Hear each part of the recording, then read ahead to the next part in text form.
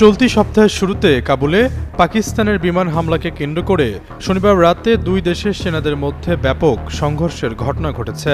এই সংঘর্ষে এখন পর্যন্ত ৫৮ পাকিস্তানি সেনা নিহত হয়েছে বলে দাবি করেছে তালেবান সরকার। অন্যদিকে সংঘর্ষকালে ২০০ সেনাকে হত্যা ও আফগান সীমান্তের ১৯টি ফাঁড়ি দখলে নেওয়ার দাবি করেছে ইসলামাবাদ।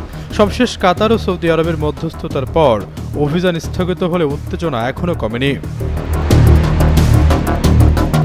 হঠাৎ সীমান্তে দুই দেশের সেনাদের সংঘর্ষের ঘটনায় নানা প্রশ্নের জন্ম দিয়েছে। পাকিস্তান এই হামলার জন্য সরাসরি তালেবান সরকারও ভারতকে দায়ী করেছে। দেশটির সেনাবাহিনী এক বিবৃতিতে জানায়, গতরাতের ঘটনা পাকিস্তানের দীর্ঘদিনের অবস্থানকে প্রমাণ করেছে। তালেবান সরকার সক্রিয়ভাবে সন্ত্রাসীদের মদত দিচ্ছে।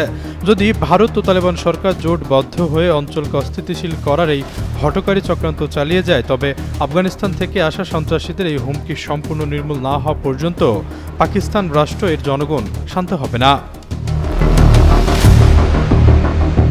ইসলামাবাদের দাবি, তাদের অভিযানে ২০০ জনের বেশি তালেবান ও তাদের সহযোগী সন্ত্রাসী নির্মূল হয়েছে এবং আহতদের সংখ্যা অনেক বেশি।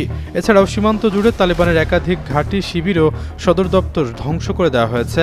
তালেবান সরকারকে হুঁশিয়ারি দিয়ে বিবৃতিতে বলা হয়, অবিলম্বে ফিতনা আল খাওয়ারিজ ও আইএসকেপির মতো সন্ত্রাসী গোষ্ঠীগুলোর বিরুদ্ধে দৃশ্যমান ব্যবস্থা নিতে হবে, অন্যথায় পাকিস্তান তার জনগণের সুরক্ষায় সন্ত্রাসী লক্ষ্যবস্তুতে হামলা চালিয়ে যাওয়ার অধিকার রাখে।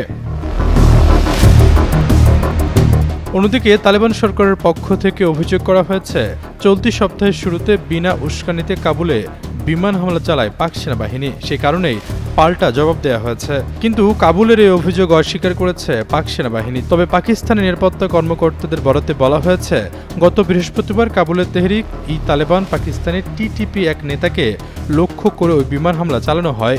তিনি নিহত হয়েছেন কিনা তা এখনও স্পষ্ট নয়। গত বছরের ডিসেম্বরে আফগান সরকার পাকিস্তানকে দেশটির পূর্বে ৪৬ জনকে হত্যার জন্য অভিযুক্ত করে। সে সময় পাকিস্তানি কর্মকর্তারা জানিয়েছিলেন, ওই হামলা তালেবান জঙ্গিদের লক্ষ্য করে করা হয়েছিল। মূলত তালেবান বাহিনীর হাতে আফগানিস্তানের পতনের পর থেকে ৪ বছরে দুই দেশের মধ্যে সম্পর্কের নাটকীয় অবনতি ঘটে। তালেবানের বিজয় পাকিস্তানের প্রতিপক্ষকে উজ্জীবিত করেছে। আশরাফুল ইসলাম, যুগান্তর নিউজ।